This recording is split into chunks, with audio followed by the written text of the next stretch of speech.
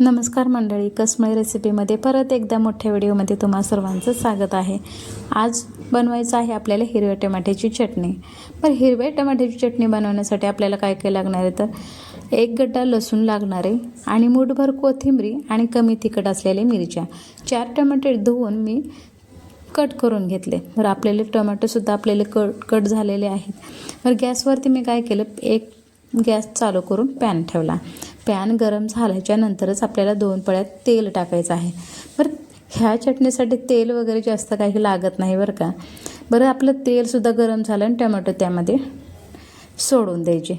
Tomato सोडल्याच्या नंतर त्यामध्ये आपल्याला हिरव्या मिरच्या, कमी तिखट असलेल्याच मिरच्या वापरायच्या बरं का।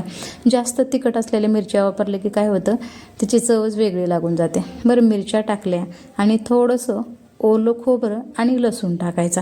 लसूण भरपूर वापरायचा बरं का आणि थोडासा कढीपत्तासुद्धा टाकायचा।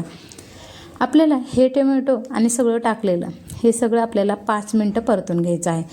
बरं, लालसर होईपर्यंत 5 मिनटानंतर हे लालसर झालं आहे, परतून झालेलं आहे आणि हे आपल्याला खाली उतरवून थंड करून घ्यायचं आहे। बरं, छान असं लालसर झालं पाहिजे बरं का। आणि थंड झाल्याच्या नंतर मिक्सरच्या भांड्यामध्ये मी सगळं काढून घेतलं। टोमॅटो सगळा काढून घ्यायचा आणि थोडीशी कोथिंबीरसुद्धा टाकायची। बरं, काय करायचं आहे, मी व्हिडिओमध्ये माफ करा, व्हिडिओमध्ये मी मीठ टाकायचं राहिलं। चवीपुरतं मीठसुद्धा टाका बरं का आणि मिक्सरला वाटून घ्या।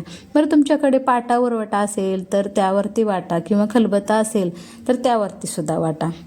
बरं, व्हिडिओ बनवताना आणि बोलता बोलता काही चुकलं असलं तर क्षमा असावी बरं का।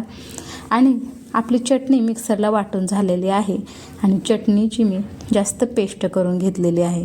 तर हिरव्या टमाट्याची चटणी बनवण्यासाठी गावरानच टोमॅटो वापरा बरं का, वैशाली टोमॅटो नको, म्हणजे त्याला वेगळी चव लागते। नाही, गावरान ते गावरानच असतं ना। बरं, चटणी आपली तयार झाली, एका बाउलमध्ये मी काढून घेते। बरं, ही चटणी कशी खायची हा पण प्रश्न असेल तुमचा। बरं, ही चटणी ना भातासोबत तर अप्रतिमच लागते, भाकर, चपाती आणि सगळं जेवणाचं ताट तयार झाल्यानंतर एका कोपऱ्यात बसणारी अशी टोमॅटोची चटणी आहे बरं का। चटणी तोंडी लावण्यासाठी सुद्धा उपयोगाला पडते। बरं, ह्या चटणीची चव इतकी अप्रतिम आहे ना। बरं, तुम्ही ही चटणी टोमॅटोची ना नक्की ट्राय करून बघा बरं का। आणि चटणीची रेसिपी कशी वाटली मला नक्की कमेंटमध्ये सांगा।